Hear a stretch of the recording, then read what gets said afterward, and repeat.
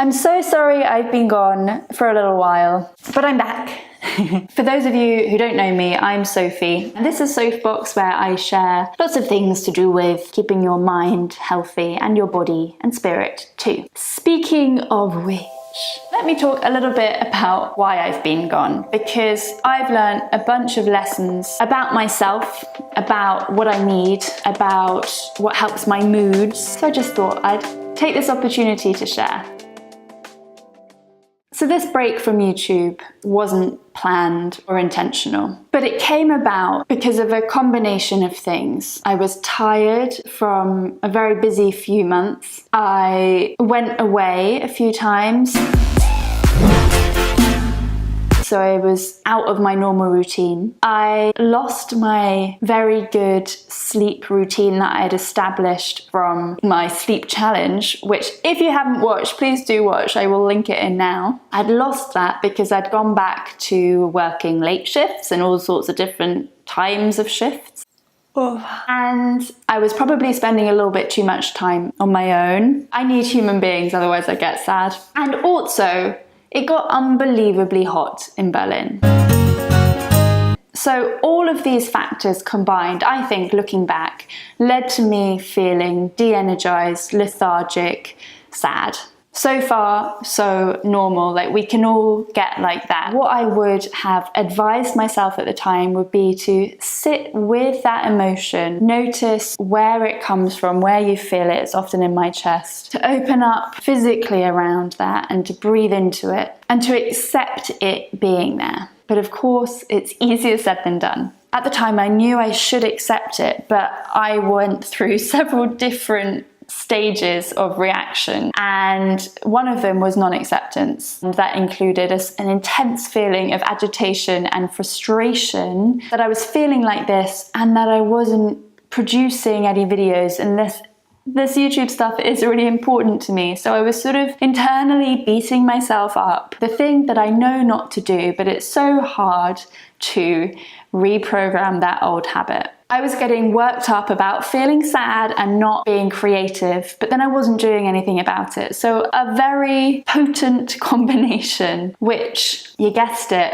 only made me feel worse. So that was stage one. Luckily, stage two came along, and this was thanks to some conversations with friends, as well as realizing it myself. Stage two was me realizing, this isn't working for me. So I've got two options. I can either just create, or I can give myself some time off, which is maybe what I need right now. And I chose the latter. I thought, okay, I will actively say, I'm gonna let myself rest, and I'm gonna go out into Berlin and enjoy the summer and everything it offers here, and see more of my friends and get more exercise and just lie in the sun some days with sun cream on. Coming from a background where productivity is really highly valued, that brought on some more anxiety and is definitely difficult for me to do. But every time I noticed this anxiety building, I would breathe into it and say, hey, you know, Sophie, you also need just some time off. And I would ask myself,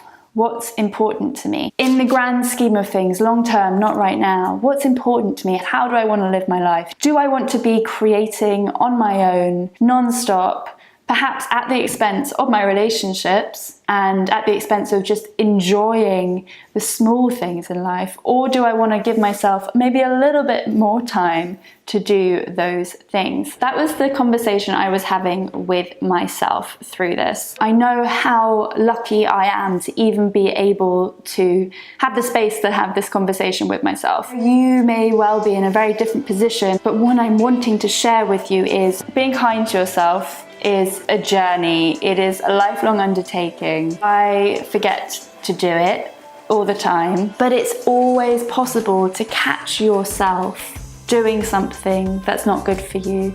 In every single moment of the day, you have the option, the power, the possibility to see something you're doing that's not good for you and to choose to do something that is good for you. That was my realization. It is never too late. And once you've noticed that, you also have the option to treat yourself kindly, even if you've messed up slightly. So once I made that decision to give myself some time off and embrace what was in front of me, I had a really lovely few weeks.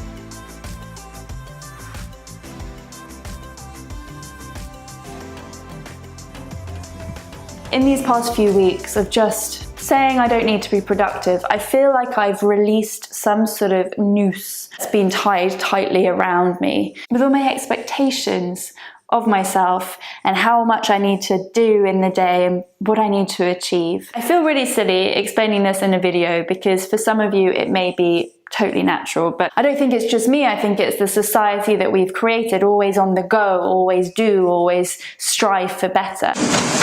There's a lot of content out there that talks about self-discipline and about reaching higher and about being productive and effective and squeezing as much into every day as you possibly can. I see that content's value, but I also see how it can just make us feel worse about ourselves. Many of us expect ourselves to function like machines, to always be producing consistently.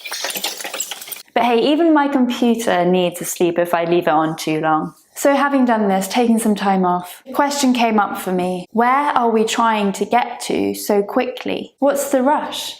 You think about that tale of the hare and the tortoise. The tortoise moving along the race at a slow but steady pace, and the hare zooming on by, trying to get to the finish line as fast as it can. But who wins the race in the end? The tortoise. So this is my message to myself. Go at your own pace. There's no rush. Just do what your heart, body, and spirit need. And that means for me living a life that's not just full of work, but full of friendships and fun too. So this video may be late, but really it's there just at the right time. Because if I hadn't gone through all the struggle of not being able to make, I wouldn't have realized all of this. So that was a long story and I hope it made some sense. If this video resonates with you and you try out any of the things that I've been talking about, please let me know how you get on. And in general, I would love to hear from you about what sort of videos you would like. So get in touch, write me a message below or via my website. If you like this video, click subscribe to stay up to date.